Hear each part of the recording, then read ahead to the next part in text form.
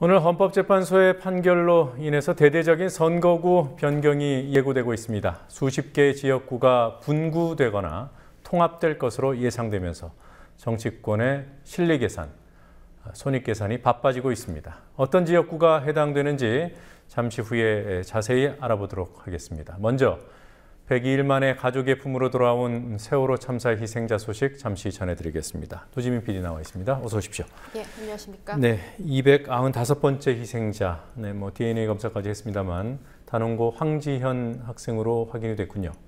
예, 국립과학수사연구원의 DNA 분석 결과 어제 수습된 희생자는 단원고 2학년 황지현 양인 것으로 최종 확인됐습니다. 황 양은 28일 저녁 6시 18분쯤 세월호 4층 중앙부에서 발견됐고 18번째 생일이었던 어제 수습됐습니다. 고려대학교 안산병원에 안치된 황 양은 다음 달 1일 발인을 앞두고 있습니다. 현재 세월호 참사로 인한 사망자는 295명, 아직도 9명의 실종자가 남아 있습니다. 네. 자, 헌재 결정 때문에 선거구가 바뀔 수밖에 없는 상황이 됐습니다. 이 얘기 좀 해보죠. 예. 먼저 이 오늘 헌법재판소 결정 내용을 보면은 그 인구 하한선과 상한선의 그 관계를 알아야 이해되는 결정이더군요. 예, 그 인구 상한선과 하한선의 그런 제한이 어떤지는 화면을 보면서 설명드리도록 하겠습니다. 네. 네, 지금 보시는 것처럼 우선 총 선거인 수인 5,128만 4,700여 명을 선거구 246으로 나누면요. 평균 인구는 20만 8,400여 명이 됩니다. 그러니까 이 계산에 따르면 여기에 2대1 규정을 적용하면요. 한 선거구당 인원은 최소 13만 8,900여 명에서 최대 27만 7,900여 명으로 책정됩니다. 그러니까요. 지금 헌법재판소 결정이 하한 인구와 상한 인구의 편차가 예. 2배 이내여야 된다고 했기 때문에 지금 최하한이 13만 8천 예. 그리고 최상한이 27만 7천 그러니까 2배를 넘어서면 안 된다. 지금은 3배까지 허용이 되고 있어요. 예, 지금은 3대 1의 편차까지 허용하고 있습니다. 네, 그러니까 이제 이런 식으로 바뀌어야 된다는 얘기죠. 예, 그렇습니다. 예, 그러면 이 편차에 따라서 어떤 지역구들이 변화가 있을 수 있을지 보시도록 하겠습니다. 예, 먼저 서울을 비롯한 중부권을 보면요. 서울은 강남구 갑등 3곳, 경기는 수원시 갑등 무려 16곳, 그리고 인천도 남동구 갑등 5곳, 이렇게 총 24곳이 상한 인구수를 초과합니다. 이곳들이 조정에 따라서 분구될 가능성이 큰 곳이고요. 네. 반면에 하한 인구수가 미달되어서 다른 곳으로 통합될 수 있는 곳은 서울의 경우 성동구, 을 등 2곳뿐입니다. 네, 그러니까 우리 시청자 여러분들 이해를 돕기 위해서 잠깐만 더 설명을 드리면 예. 상한 인구수가 초과되는 지역은 나눠 떼어내야 되는 거고요. 예, 그렇습니다. 그다음에 하한 인구수 미달되는 곳은 어디로부터 더 인구를 더 붙이거나 그렇습니다. 아니면은 이 구 자체가 또 나뉠 수도 있는 거고요. 지금 보니까 경기도가 서울보다 많은 것은 아무래도 예. 인구가 적은 농촌 지역 때문이겠죠. 예, 상한 인구수를 초과한 곳의 경우에는 인구가 많다 보니까 인구를 조절하기 위해서 지역구를 나누는 대상입니다. 그러니까 예. 경기 같은 경우에는 16곳이 상한 인구수를 초과하기 때문에 앞으로 지역구가 더 많아질 확률이 높은 겁니다. 네, 그러니까 경기도 같은 경우에는 인구 밀집 지역이 많아서 예. 지금 상한 인구수를 초과한 곳이군요. 예, 그렇습니다. 네. 예, 또 다음 지역 보시겠습니다. 이번에는 충청도 지역 그리고 대전, 세종시까지 봤는데요. 충북에는 보은, 옥청, 영동군 등 한 곳이 하한 인구수에 미달하고 충남 같은 경우에는 3곳이 상한 인구수를 초과하는 반면에 인구수가 미달하는 곳은 2곳입니다. 그리고 대전은 한 곳이 상한 인구수를 초과했고 세종은 하한 인구수 미달하는 곳이 1곳. 그러니까 충북 지역과 세종시까지 합쳐서 보면요. 상한 인구수가 초과하는 지역과 인구수가 미달하는 지역, 그러니까 통합될 곳, 나눠질 곳이 거의 비슷한 수준입니다. 네. 예, 또 다음 지역 보시겠습니다. 예, 이번에는 호남권인데요. 전북의 경우에는 인구수가 초과돼서 지역구가 나뉠 가능성이 큰 곳이 2곳, 그리고 통합 가능성이 큰 곳이 4곳입니다. 반면에 전남 같은 경우에는 한 곳이 나눠질 가능성이 높은 반면에 하한 인구수가 더 많습니다. 하한 인구수인 곳이 더 많습니다. 여수시, 갑등 3곳은 통합될 가능성이 높고요. 광주는 각각 1곳씩입니다. 네. 이 경우에는 호남 지역 같은 경우에는 하한 인구수가 미달하는 지역이 많기 때문에 만약에 통폐합이라던가 그런 분구가 이루어진다면 지역구가 줄어들 가능성이 높습니다. 네, 또 다음 보겠습니다. 예, 이번에는 경북을 비롯한 경북권 지역, 부산, 울산, 대구까지 보겠는데요.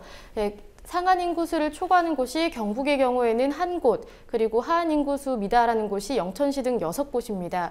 그리고 경남과 부산, 대구 같은 경우에는 상한 인구수를 초과하는 지역이 있는 반면에 울산은 아예 해당되는 지역이 없습니다. 네, 지금 영흥남을 보면은 그러니까 농촌 지역 쪽이 하한 인구수 미달 지역들이 초과하는 인구수를 초과하는 지역보다 더 많게 나타나고 있군요. 네, 그렇습니다. 애초에 경북 같은 영남권 지역 같은 경우에는 조금 더 개편을 하게 되면 지역구가 많아지지 않겠느냐 이런 기대가 나오기도 했는데요. 사실상 하한 인구수에 미달하는 곳이 많기 때문에 이 지역 역시 특혜를 입을 정도가 될지는 좀 지켜봐야 될 것 같습니다. 오히려 선거구가 줄어들 가능성이 있어요. 예, 전반적으로 농어촌 지역이 밀집한 지역 같은 경우에는 인구가 미달하기 때문에 아무래도 지역구가 줄어들 가능성이 높습니다. 그렇다고 해서 정치권에서 쉽게 자기네들의 밥그릇으로 인식하고 있는 유리한 선거구를 숫자가 줄어들게 놔두지는 않을 겁니다. 네, 그렇기 때문에 이번에 개편을 앞두고 게리맨더링에 대한 우려도 제기되고 있습니다. 그래요. 아주 복잡한 산식이 적용될 것 같습니다. 그리고 한 군데를 더 보도록 하겠습니다. 강원과 제주 지역인데요. 강원 같은 경우에는 하한 인구수가 미달하는 곳이 2곳이 있고요. 제주는 해당되지 않습니다. 네, 제주와 울산만 해당되는 곳이었고 나머지는 거의 모든 지역에서 전면적인 개편이 통폐합이 이루어져야 되는 그런 상황인 것 같습니다. 예. 네, 지금 정리된 곳들이 다 각각 분구되거나 이렇게 기계적으로 통합되거나 그러지는 않을 거예요. 네, 자치구, 시군 안에서 내부적으로 경계를 조정하는 것만으로도 인구 기준이 충족되는 경우가 있습니다. 따라서 앞서 말씀드린 경우는 총 62곳인데요. 실제 변경 개수와는 다를 수 있습니다. 예를 들어서 갑과 을로 나눈 지역의 경우 을의 인구가 상한 인구 기준을 넘기더라도 갑 지역의 인구가 부족하면 경계선을 조정하는 것만으로도 기존의 선거구 개수를 유지할 수 있습니다. 네. 그런 지역도 있고 선거구 자체가 변경될 곳도 있고요. 예, 그렇습니다. 자, 소방방재청 차장이 어제 사의를 표했는데 오늘은 또 소방방재청장이 사표를 냈습니다. 어떻게 된 일입니까?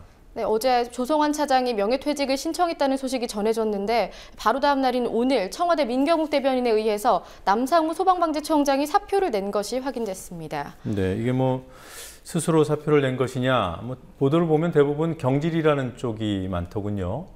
예, 그렇습니다. 정부조직법 개편안의 반대 입장인 남 청장 그리고 조 차장이 정부에 의해서 괘씸죄 성격의 외압을 받은 게 아니냐는 시각도 제기되고 있습니다. 실제로 이러한 지적을 뒷받칠 만한 사례들도 있었습니다.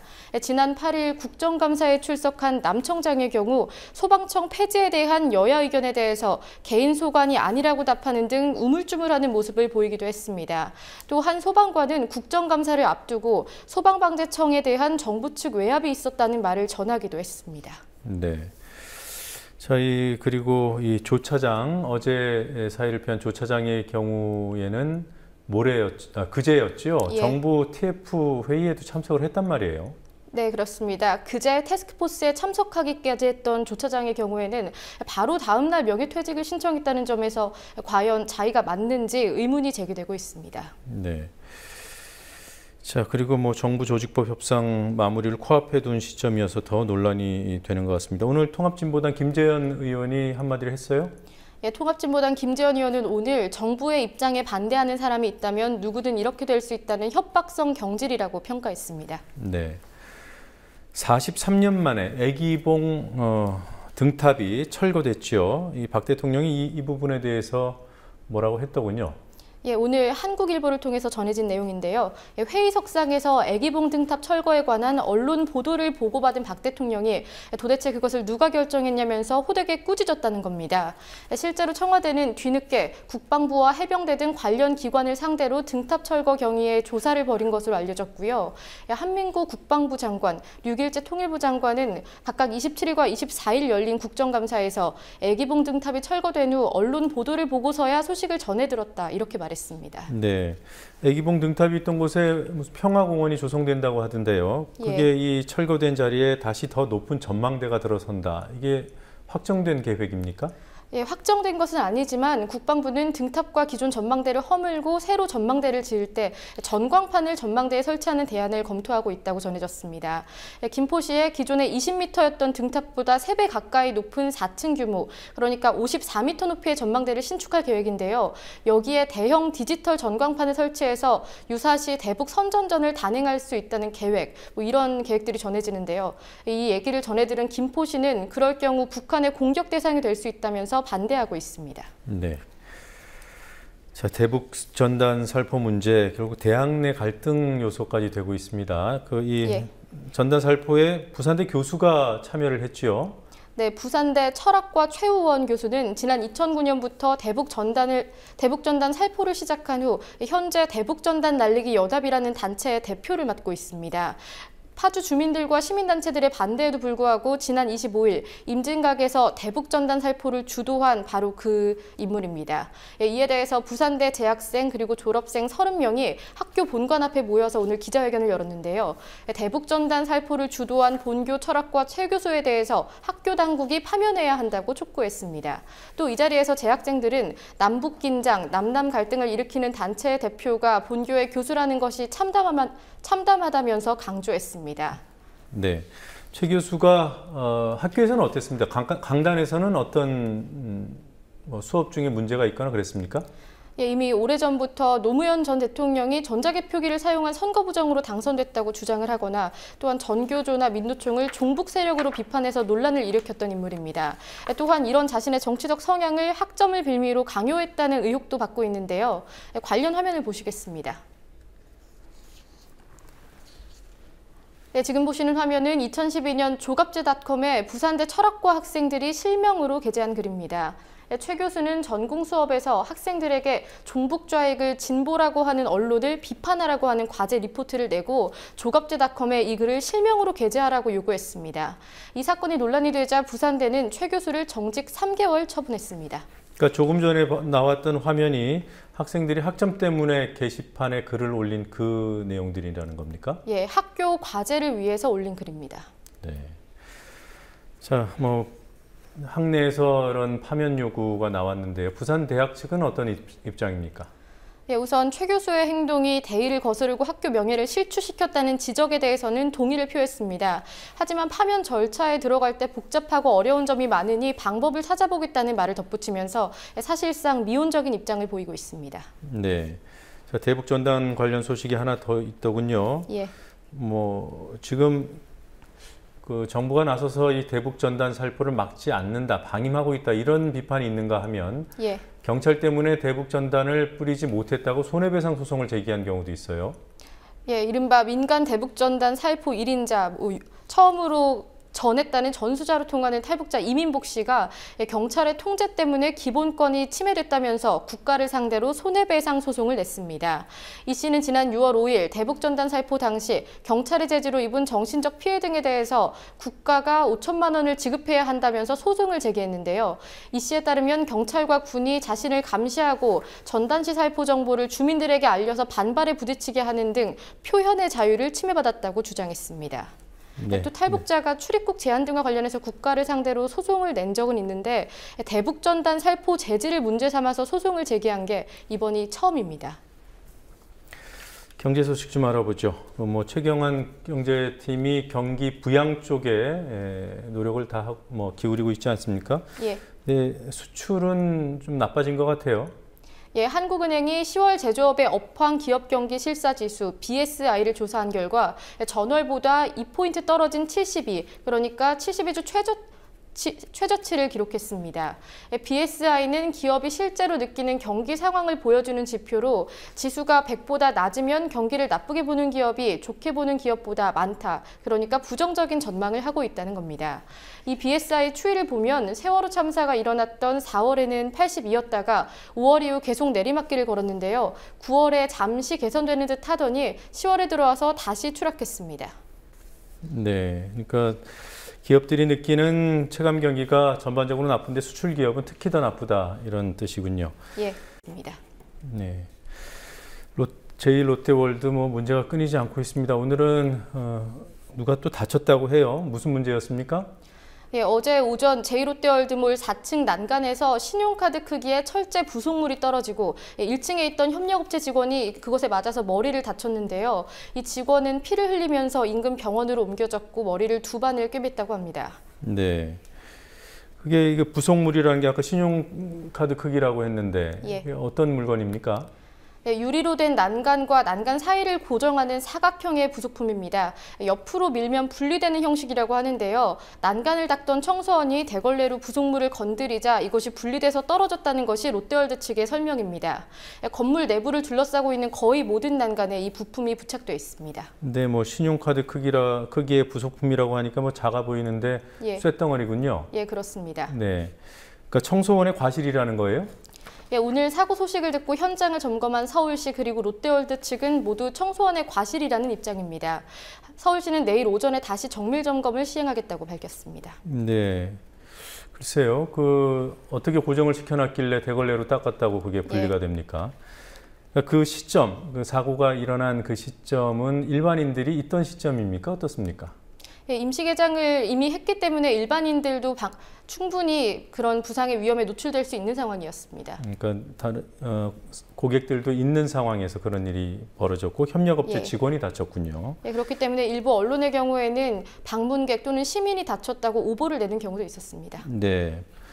자, 뭐 안전상의 문제가 아니라 청소원의 과실이다 이렇게 얘기를 했는데 안전 점검을 사흘 전인가요? 했었죠? 예, 시멘트 바닥 균열 논란으로 안전 점검을 이미 시행했는데요.